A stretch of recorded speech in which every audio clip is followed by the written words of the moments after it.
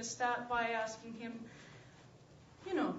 from Tech Savvy's point of view first, how are these internet challenges creating cross-market conflicts? It's going to be a little dry for half a second, then after that I'll try to spice it up. Thank goodness. No. The internet in Tech Savvy's eyes has gone through a variety of changes over the years. But the most notable ones have occurred in the last 2 or 3, as many of you probably will attest to. From Rogers injecting messages onto its clients for notices, or Bell throttling 100% of its clients with the purpose of controlling what they saw as a 5% problem. The internet, as we know it, has definitely changed. With the advent of VoIP and online streaming, companies who were both internet and TV phone providers found themselves in a compromising situation.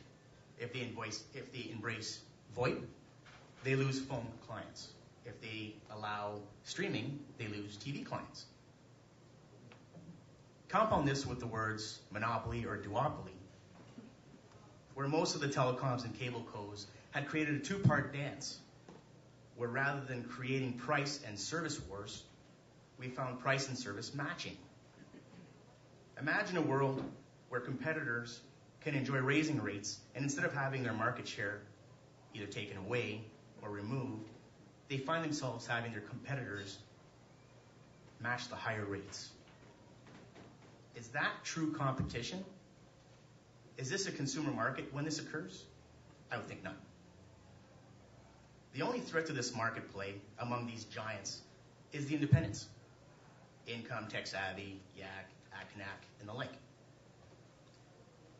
I'm going to share a little story at this point in case some of you may not have heard about it, which most of you have at this point. In late 2007, Bell started throttling their clients in the name of congestion. And they found themselves starting to bleed clients. You see this in their financial reports, causing this move. Around the same period, possibly a little sooner, go figure, Rogers started throttling their clients as well, all in the name of congestion management. Tech Savvy found the play a little strange, as congestion was not seen on discussion boards, as many of you will attest to again, or with Bell management. But as luck would have it, in March of 2008, Tech Savvy got throttled.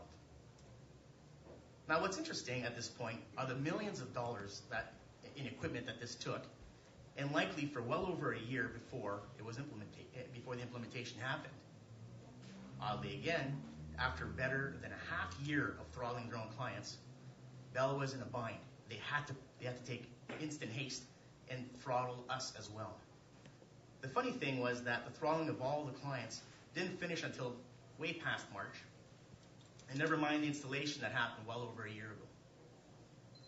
You see, when you have a controlling company who's been regulated and a monopoly for as long as any of the incumbents have been, they find ways of dealing with competition and regulators. In the middle of complaining of congestion or capacity, and pretty well at the same time as throttling the independent ISPs, they also launched higher speeds, the 7, 16, and whatever else. Which if congestion actually existed, this wouldn't make sense. They also recently have been testing IPTV, which is multiple times more intensive than the average internet access. In comes the issue of cross-market conflicts. ISPs are by definition on-ramp providers to the World Wide Web. We're not here to judge traffic or police it. That's the law's responsibility, as they're qualified, the only qualified ones to do it realistically. You've likely heard the word abusers many times over the last year by the incumbents. But what they haven't done is describe just what this abuse is about. It's interesting to note how internet is sold to clients. When you purchase a 5 meg connection from an ISP, you're purchasing the speed of 5 megabit per second of download capability, which inherently is about 1,600 gigabytes of downloadable amount per month. Regardless of what this means to everybody, the big questions come about this way. Wouldn't an abuser be someone who's found a way to go beyond this amount? Did the provider even intend to provide the advertised speeds or capacity in the first place?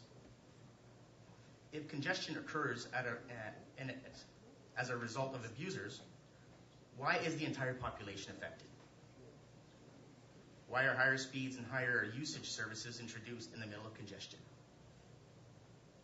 The CRTC and the Competition Bureau and various other government institutions that are in a position to make a difference, they need to take a stance and actually make a difference now.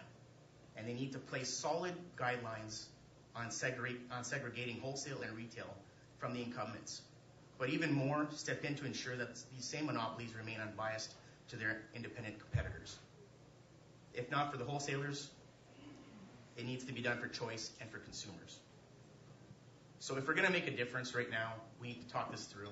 We need to make some decisions, and we all need to act together. This was the long. We'll go through the rest of it later on. But I'm really hoping, from an ISP's perspective, that we come together tonight.